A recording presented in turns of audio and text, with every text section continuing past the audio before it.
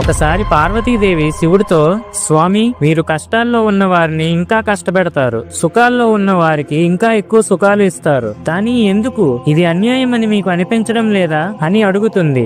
ఇది విన్న శివుడు చిరునవ్వు నవ్వి, నీ ప్రశ్నకి సమాధానం మాటల్లో కాదు, స్వయంగా నీకే చూపిస్తాను అని చెప్పి పార్వతీదేవిని భూలోకానికి తీసుకుని వస్తాడు. శివపార్వతులిద్దరూ అలా భూలోకంలో నడుస్తూ ఒక గ్రామానికి చేరుకుంటారు. అప్పటికే తిరిగి అలసిపోయిన పార్వతీదేవి కొంత సమయం విశ్రాంతి తీసుకుందామని శివుడితో ఉంటుంది. పార్వతీదేవి మాటలు విన్న శివుడు, సరే, మనం ఇక్కడే విశ్రమిద్దాం, నేను వంటకు కావాల్సిన సామాన్లు తీసుకుని వస్తాను.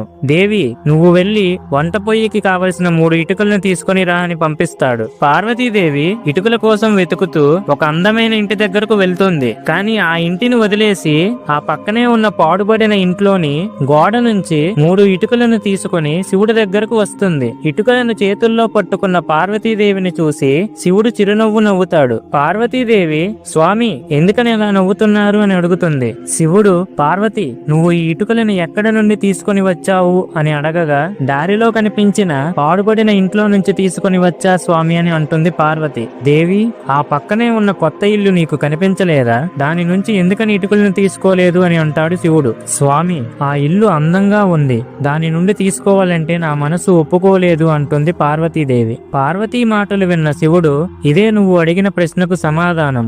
ఎవరైతే మంచి కర్మలతో జీవితాలను పరిశుభ్రంగా ఉంచుకుంటారో వారి సంతోషాలను చెడగొట్టడం నాకు ఇష్టం ఉండదు అని అంటాడు శివుడు. మీరు శివభక్తులు అయితే ఓం నమః శివాయ అని కామెంట్ చేయండి. Download ShareChat.